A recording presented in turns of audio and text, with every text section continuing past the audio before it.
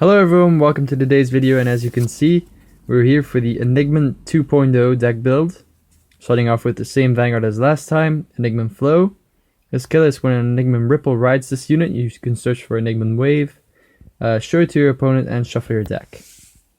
We're going to start off with the trigger lineup.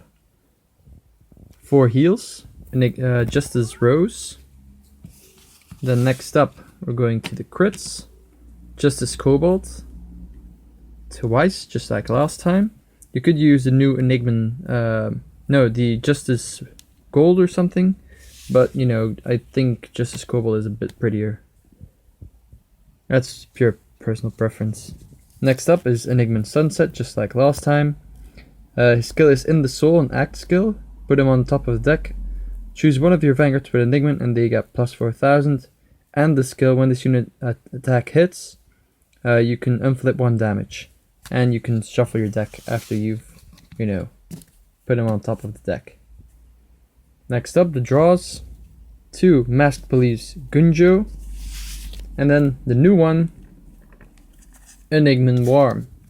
He does have a, misprint saying he's a stand. But don't, get surprised. He is a draw. So the symbol is the correct one. Next up, for grade 1s. We are playing the new Perfect Guard, Cosmic Hero Gunleaf. It's just the Perfect Guard like the new one, so you can only protect the Vanguard, but his other skill is Act Burst, once per turn, and GB1. Soul Blast 1, if your Vanguard's 30,000 or greater, this unit gets, he can return to the hand, and if the power is 35,000 or greater, from your Vanguard, he gets plus 4000, making him a 10k boost. Next up is just like before, Enigman Ripple. So that's the right chain. His skill is if you have Enigman Flow in your soul, he gets plus 2000. And choose a grade 3 from your hand and discard it. When this unit is placed on rearguard, you can look for Enigman Storm, put him into your hand and show him to your opponent. And then shuffle your deck.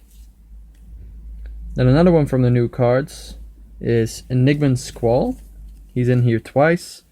On Vanguard Circle and Soul, he's regarded as Enigman Ripple, so making the right chain more consistent. And his other skill is Vanguard or Rearguard, Counterblast 1.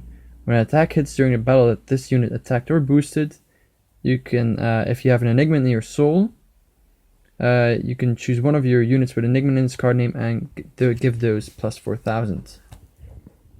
And the last grade 1 slot is Enigman Cloud, just like last time. His skill is Soul Blast 1. When this unit is placed on rearguard, you may pay the cost, look at the top 5 and search for a grade 2 or less Enigman. Reveal it to your opponent, put it into your hand and shuffle your deck. Then you can put a card from your hand into your soul.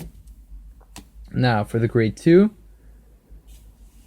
For Enigman Wave, so he's a 10k if you have Enigman Ripple into your soul, and the Vanguard skill at the beginning of your attack step, if his power is 14,000 or greater, he gets the skill when this unit attack hits, draw a card, and until end of battle.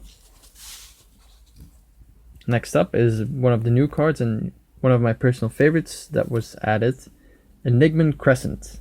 He has the same skill as Squall. When he's on Vanguard or Soul, he is regarded as Enigman Wave. And when this unit is placed on rearguard, choose one of your Vanguards with Enigman in its card name, gets a plus 4, and if the number of cards in your damage zone is 5 or more, you give your grade 3 Vanguard with Enigman. When this unit attacks, your opponent cannot call grade 1 cards from hand to guard zone. So I do like that effect. It's, with G Guardians, it's not as handy as it once was, but I still think it's really nice.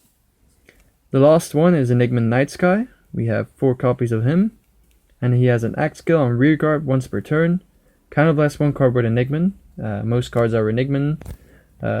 Save for like a few triggers and a Perfect Guard. So his skill is Counterblast 1 card with Enigman. And choose one of your Vanguards with Enigman and they gain plus 4000.